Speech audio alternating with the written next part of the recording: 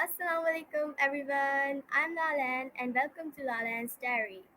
So here I am again with an amazing episode from my diary. So first of all, I want to wish everyone a very happy Teachers Day to all teachers around the globe who are doing a great job. And today's guest is also a teacher with compassionate dedication and leadership quality.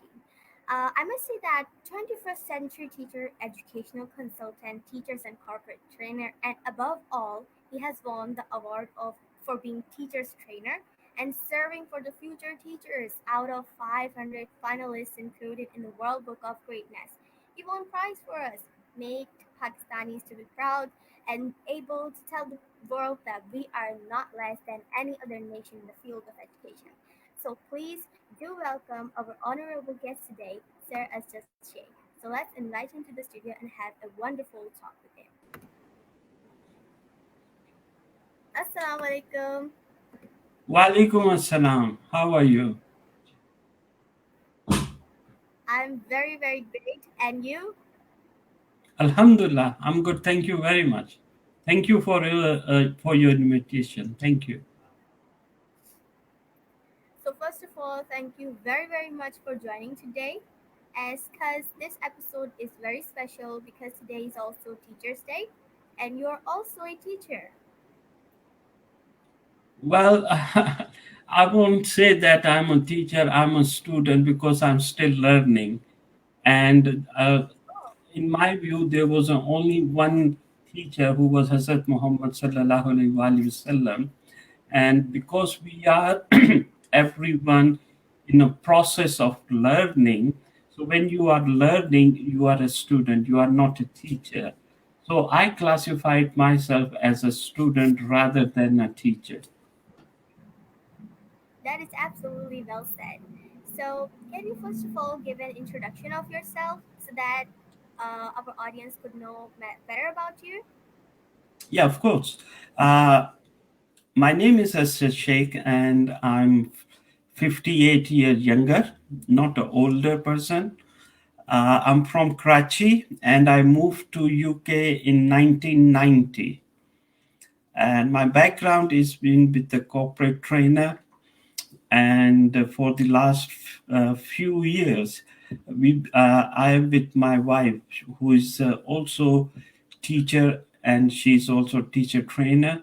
So we've been working towards 21st century skills. As we all know, we are in the 21st century, and for that purpose, we have developed uh, course, 21st century course, which is tailor made for Pakistani teachers.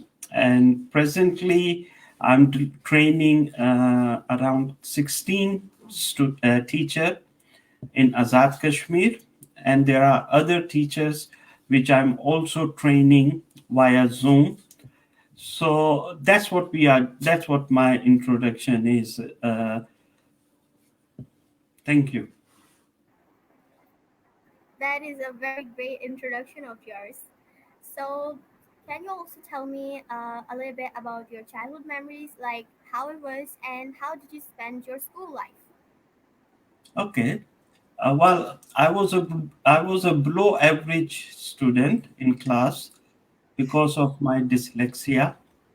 I was 34 years old when I find out that I have a learning disorder called dyslexia. Uh, I love making ship models. I love making things with my hands, and I love cooking. I also like traveling. So these are my little hobbies, and trying to help and support everyone whenever they ask. That is great. And also, can you also tell me that is there anything that which motivated you to choose this profession that you are today? Like, what was your inspiration? Was it your teacher or any incident, or was it an inborn built-in capacity to be this profession, like a teacher? Because today is Teachers Day, so many teachers are listening us. Okay.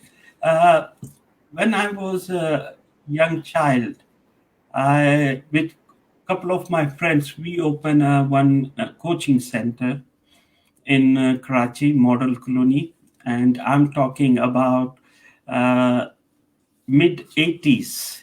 That's when we started, and because I wanted to help children with their education, even though I was a below average student, but I find it that teaching someone, it's not that they will get the benefit. I personally was getting benefit from that as well. Because if we talk about this learning pyramid, 90% of learning and retention is from when you teach others.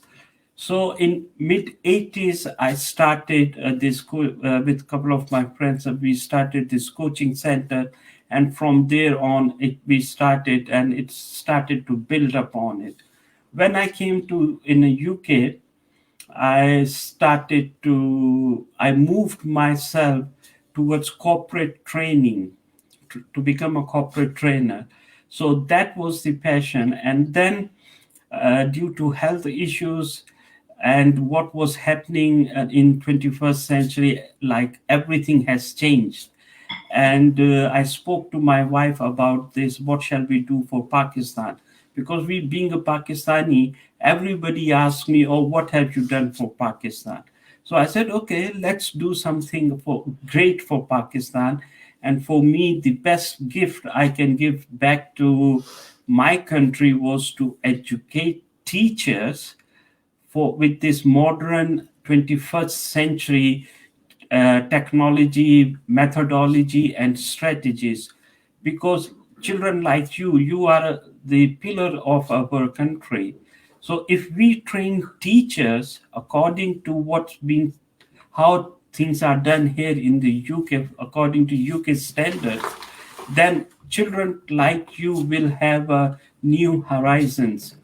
So that was the passion about teaching, 'cause since it's been from the childhood, so that passion is still there.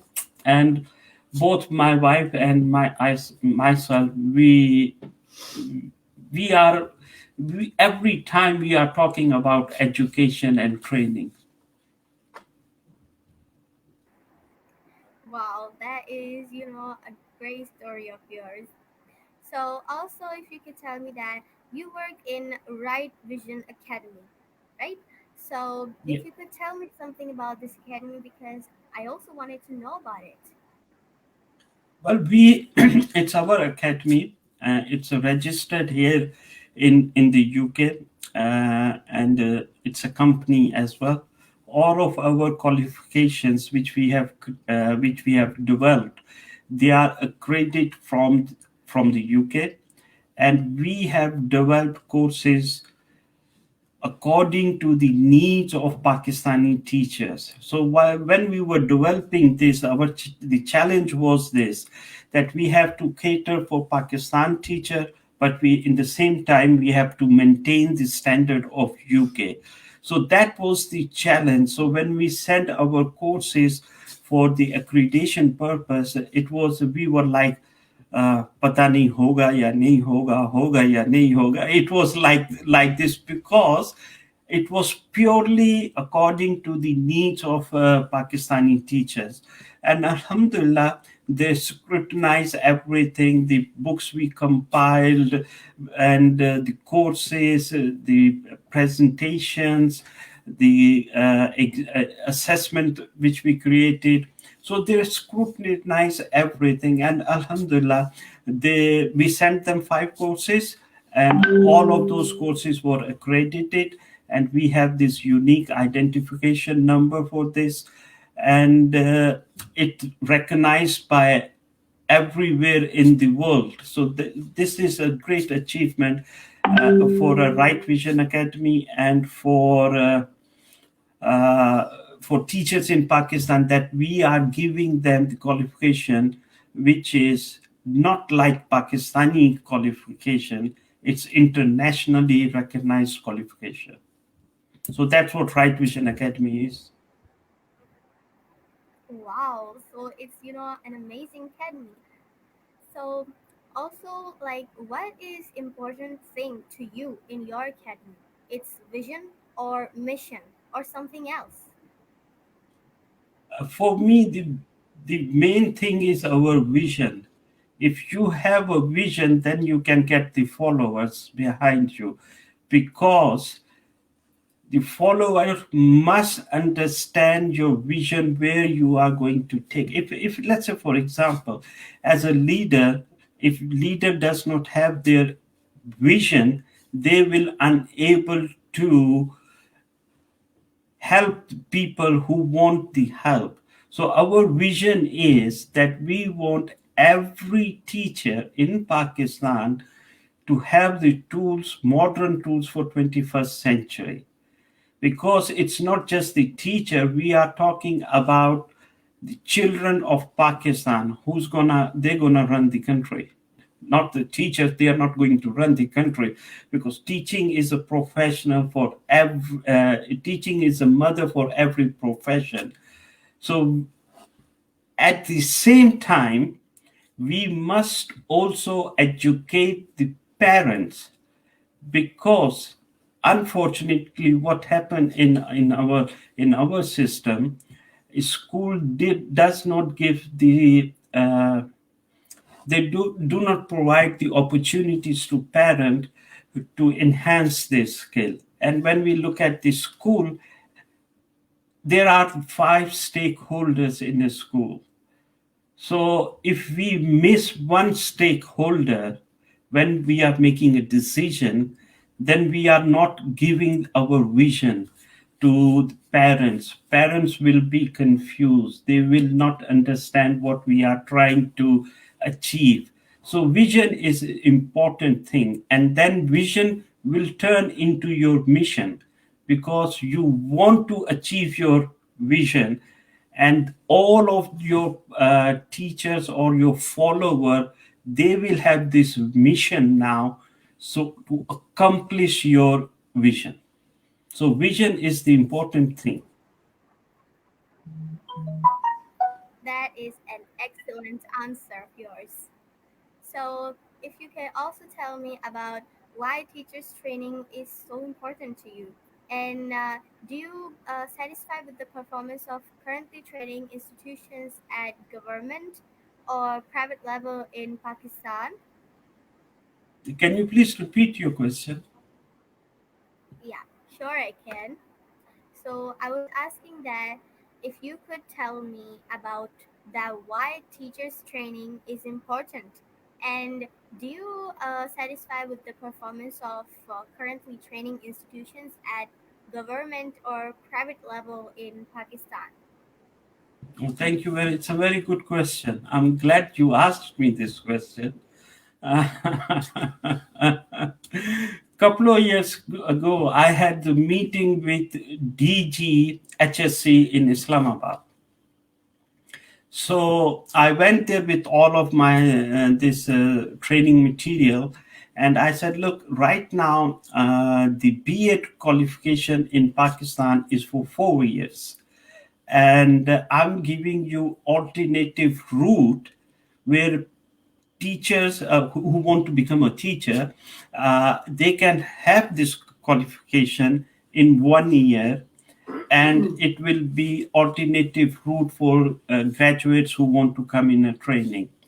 And we had a detailed conversation, and then I said that the curriculum which you are giving in your B.Ed program is around 30 years old. And he said, "No, you are wrong." I said, "Okay, kindly correct me." It, he said, "It's 40 years old." And they said, "We will not recognize your qualification." The reason which I was given was that because of they are running this B.Ed program, they are getting financial support from international countries. So if they recognize our program, that financial aid which they are getting, that will get stopped. Teacher, it's the uh, training is core for whatever you do in your life. Like as a child, right?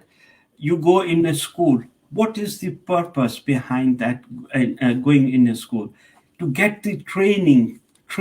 So in the first year, in the first grade, you get a little training. In the second grade, you get more training. So it's training, and at the end of the day, when you pass your O levels, it's all the training you had done in your time in your school, then you get the certificate. So without training, nothing, you will not achieve anything. Even let's bring this example in our house, in our houses. Daughters learn how to bake roti from their mother. How many years training they have in making that roti? Lots of years. And then they get so perfect, even you can blindfold them, they can cook the roti, right? So it's the training. And then when that daughter become creative, so let's bring 21st century in here. So when that daughter become creative, she said, okay, I know how to make the roti, let's make paratha. So there she will make a aloo paratha, or then she become a more creative, she can make a pizza paratha. So this is the creative. And but before you become a creative, it's the training behind all that thing. So if our teachers are not trained according to the standards, Pakistan has their teaching standard in 1992. I spoke to a lot of teachers, school owners, principals, and I asked them the same question: what are Pakistan teaching standards? They are unaware of it. So if you don't know your standards, what training or what qualification or what education are you giving to the children? So it all comes to the training. Once you had that training, then it becomes amanat. Then you have to give that amanat to every child. So that's why training is very important. Well, that explains everything. That was an explainable answer of yours. So, in your opinion, what are the main factors which are affecting our educational system unstable? Is it our dated curriculum, or is it lack of teachers training?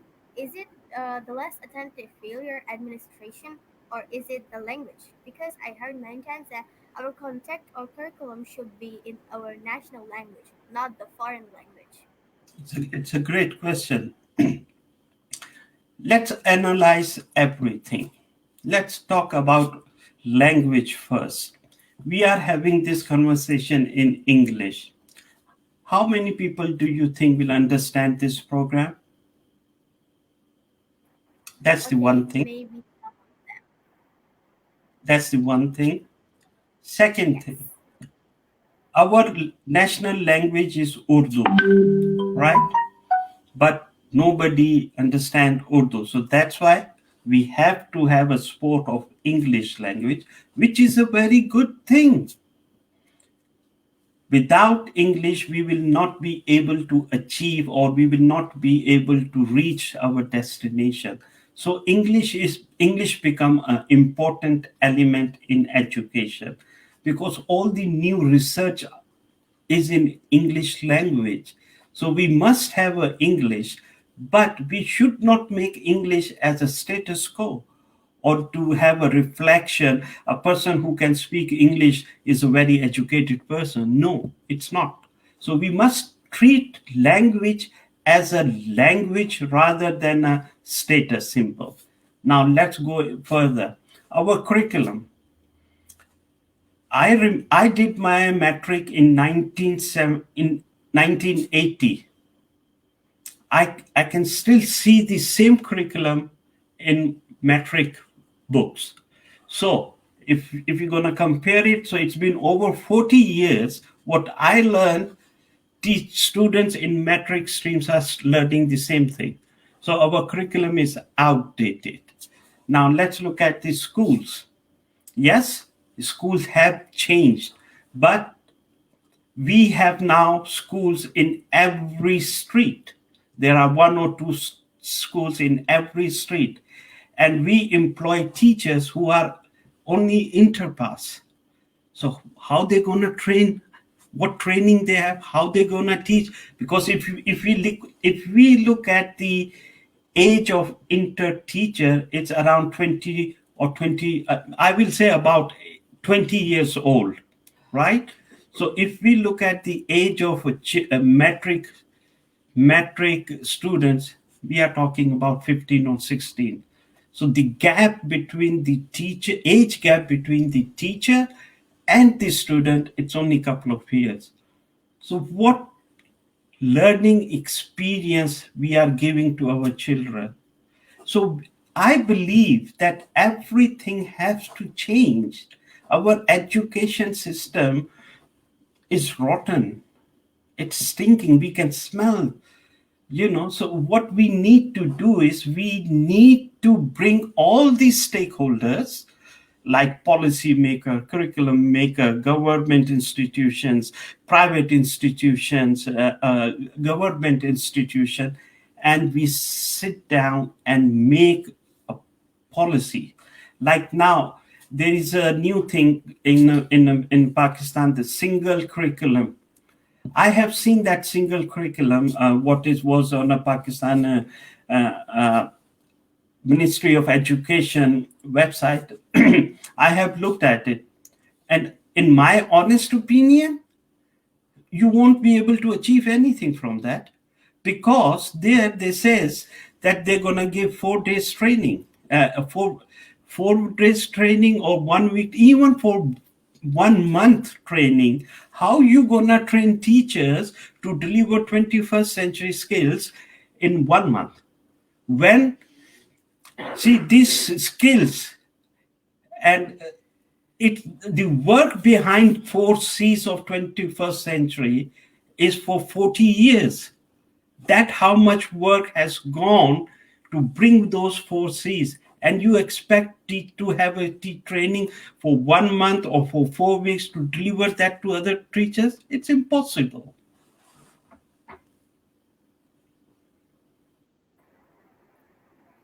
Yes, that is an excellent answer of yours. You are explaining everything in your answers. That is really great. Okay, now can you tell me about a time when you were faced with an unhappy situation regarding your business? So, how did you manage that About situation? regarding my business, well,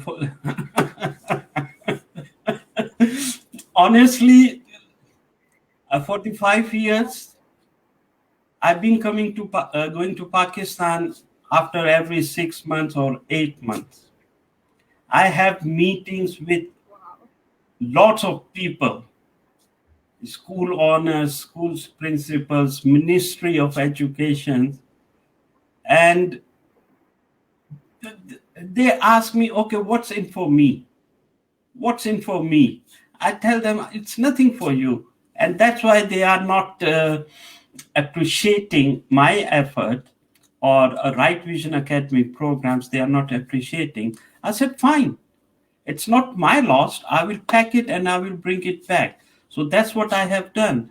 Uh, I have come back, but now what I'm doing, I'm giving these things online. So people who values education, who value 21st century skills, who value young generation future, and who want teachers who want to enhance their skill to become an effective teacher, they are coming to me, they are taking these courses, and I'm delivering online via Zoom. So it's not my loss. You need to look at the positive in every situation. Sometimes things will not work out the way you plan, but in that scenario there are opportunities, so you have to find those opportunities. When you when you look at those opportunities, you will get another way of doing things. So that's what I'm doing. This pandemic has given me the opportunity to deliver online via Zoom, and lots of teachers are getting benefit from this thing. As I said, I'm training in Azad Kashmir. Yes, we are having a challenges, but Alhamdulillah, we are overcoming those challenges. Wow, that is really great that you're giving online Zoom sessions. That is great. You're doing an amazing job. Okay, so what values do you think are most important to you as a leader? What values? Wow. Yeah. First of all, you must have a vision. That's the one thing. Second, you must be honest, and you must be a team player. Great teacher, great leaders, what they do, great leaders will not take the whole credit for themselves. They will take a little bit and they will give their team a credit. And on the other hand, if they fail, they will not blame their team. They will say, oh, it was me. They will protect their team. That is the quality of a true leader. They appreciate a little thing and they help and support their team so they can achieve their goals. Yes, that is, the most important value of a leader. And that is great that these values are also important to you. So, if you could also tell us that, how would you describe your leadership style? My leadership style is a simple thing. I'm very down to earth person, and if somebody asks me, the first thing which I do, I tell other people what my vision is. Once they understand the vision, then we plan individually. Okay, what are that person's specific goals, what that person want from his life, or why he want to join me. Once they understand the vision, then we plan, okay, how we gonna help him so he can achieve his goal, and secondly, he can work with me so we can, as a team, we can achieve our vision. So I think that is the best way for the leader to lead his team, where you are not dictator. You don't become a dictator, or it's my way or highway. It's not like that. You must understand the circumstances. Sometimes people have lot of issues background and they are not up to it. So try to understand and then give them options so they don't leave you. They are still with you and they are pulling their weight as well. You don't do their job, you guide them and you support them. If you're gonna start doing their job, and if you have hundreds people, you cannot do 100 people job, can you? No. You help them, support them, and let them do their job, and you appreciate their work. That is really great leadership style of yours. So, how do you respond to criticism? Criticism is a very good thing because you learn from it and you enhance yourself. Sometimes criticism should not be it should not demotivate you. You take it as it on your chin, and reflect upon yourself. Okay, where you went wrong, why that person is criticizing you. So you need to reflect upon it. And if you see that you have said something which was not appropriate to say, you must go and apologize. Criticism should be a learning cycle. It should not upset you. You must learn from your mistakes, and then in the future, you avoid repeating your mistakes. I think criticism is a very good thing if you look at it positively. Wow, that is, a great lesson. And it is also a new word for me that criticism is good for you. That is Yeah. great. I was at first shocked. Okay. So, can you also tell me about a time when you solved a problem for your employees or employer? When I solve the problem, see, if you look at it in a broader way, every day you face the problem. It's entirely up to you how you approach. And you must have few skills under your belt when you come to this problem solving. You should be able to analyze the thing. You should be able to reflect your mistakes. Once you have those things, then you will be able to solve the problem. While I was in a what you say in a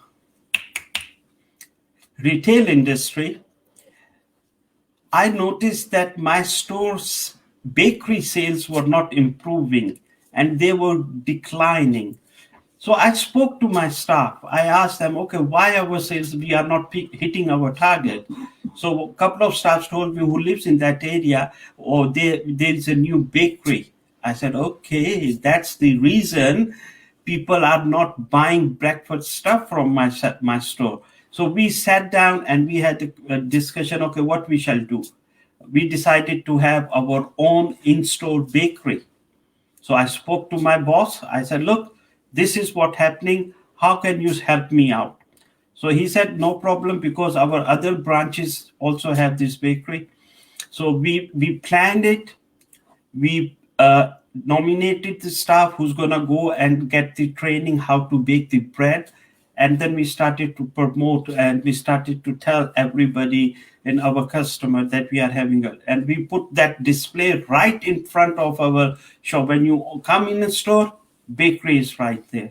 So issue was that we were not hitting our targets, but having this meeting, discussing with our team, explaining them and getting their ideas on board.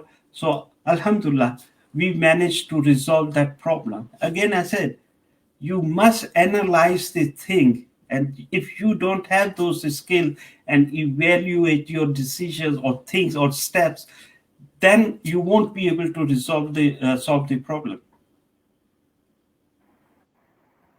Wow, that is amazing answer of yours.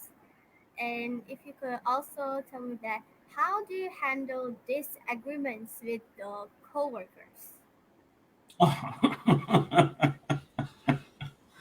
Co-worker disagreement, of course you are human. People will not agree upon everything you say. They have their own views. So we must listen. You must have a listening skills. And once you have listened, again, first, what is your vision? What secondly, what is your mission? Right? If somebody come to if you ask them to do something and he or she disagree, you cannot make by force, you cannot make them do work for you. You must listen, you must sit down. Okay, what's the issue? That person may not understand exactly what we want to what the message was. He didn't understood the message properly, or he may have some other things. So we must understand a person, why he or she is disagreeing with us, and then we must try to give them a whole picture and let them decide their own. Disagreement also bring other quality skills in other person. For example, listening. analyzing, taking things out from the other person, why he or she is saying this thing, why, what arguments they have.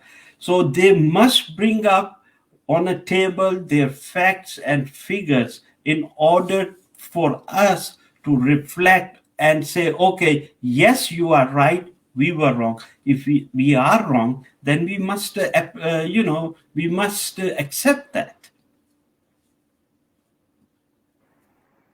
That is absolutely right. So let's talk about the World Book of Greatness. So in this book, you are out of 500 participants.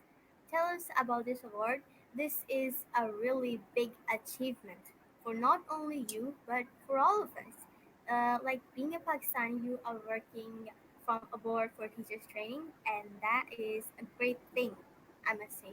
So I've also seen in news and talk shows about this, so please do tell us about this. Thank you. Well, I don't know who nominated, who sent us our nomination.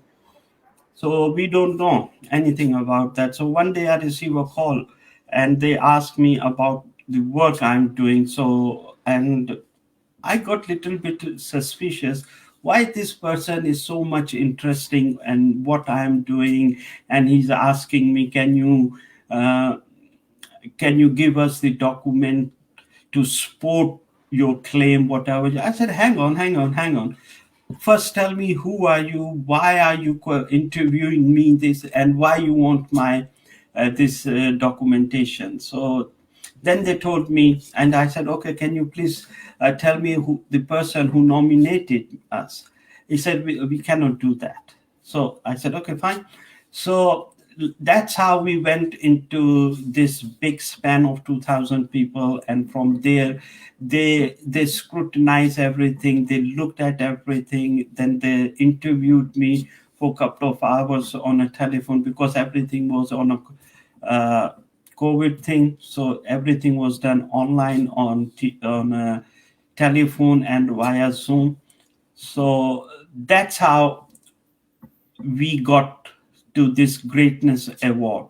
And the purpose is they appreciate those people who are working for the greatness. And all of my work, which I've been doing for the last 5 years, it's been free of cost. I'm not charging anything.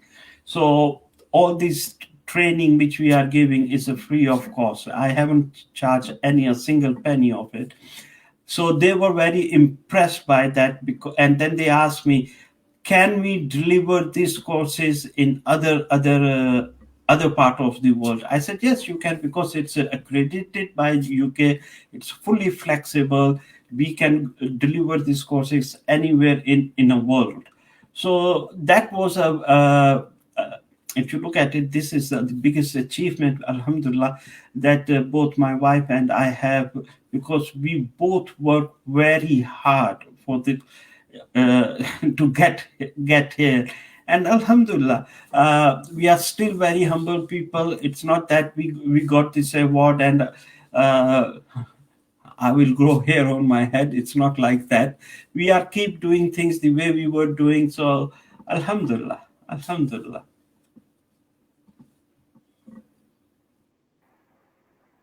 Wow, that is really great. So if you could also give some advice for our youth or teachers. Sorry, I can't hear you. I missed out what you said after teacher. Yeah, so you're saying, do I have to repeat it? Should I? Yeah, can you please repeat it? Or voice? Oh, yeah, I can repeat it. So I was asking if you could give some advices for our youth and teachers. Okay. First of all, teachers, I salute you. I know how difficult things are right now. I must ask you to learn from this. Learn from this. Take this as a learning process. Challenge yourself. Challenge yourself. Organize yourself. Have some goals. Have some purpose. What you want to achieve. Reflect on your teaching. See where you need a support. You cannot, or nobody can tell me that they are perfect teacher. No, there was only one person perfect, and that was Hazur Akram sallallahu alaihi wasallam. We all have areas of development. We have to improve ourselves, and don't become a person who says, "Oh, I'm a teacher." No, you are not a teacher. You are a student, because there are so many things which we don't know. If we become a teacher, then our ego will have influence us. We will not be able to learn a new things. And for my children, please just reflect upon the values our deen give to us. Reflect upon it. English is a very good thing. You must be able to speak in English. You must be able to understand English, but don't make it like a status quo. Respect everyone, because if you respect, you will get a respect back. If you have ego, you won't be able to go any further. Believe me. I'm telling you, teacher and students, they go hand in hand. If you have any issues, please talk to your teachers. They are there to help and support you. And for the school management, I will humbly ask every school management, please bring teacher on a table, educate them.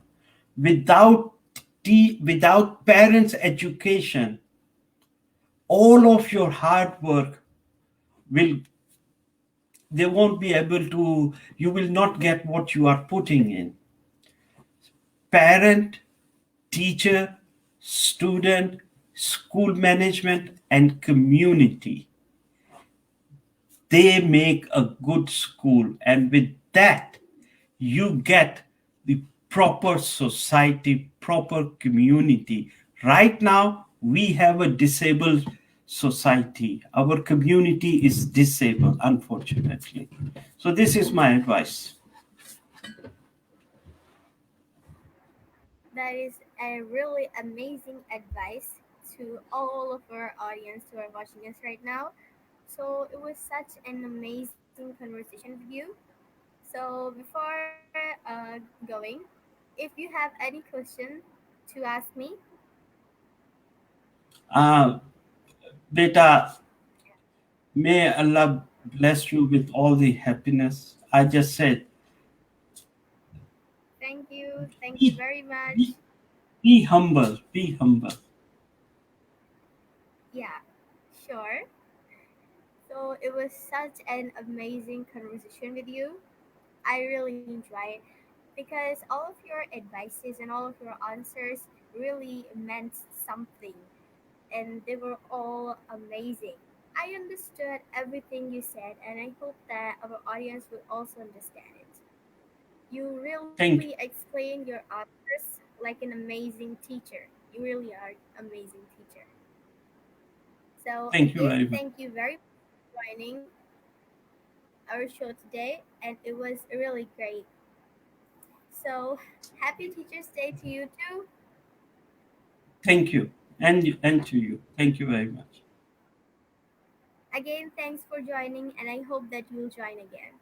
Allah Yes, I Hafiz. did. Allah Hafiz. Allah Hafiz. Thank you very much. So it was an amazing session today with Asjad Sheikh and all of the advices were also pretty great. He is an amazing teacher. So I hope that you all also have learned something from this session today and do wish all of your teachers a happy teacher day. Okay? So Thank you very much for joining for to Asjad Sheikh, our show today, and thank you everyone for commenting down your opinions in the comment section below. Actually, we didn't got the time today to put the comments on the screen broadcast today. Thank you very much for watching, and I hope that you all enjoyed it. So, we'll meet you in the next session, inshallah. Allah Hafiz. Until then, keep watching Lal-ain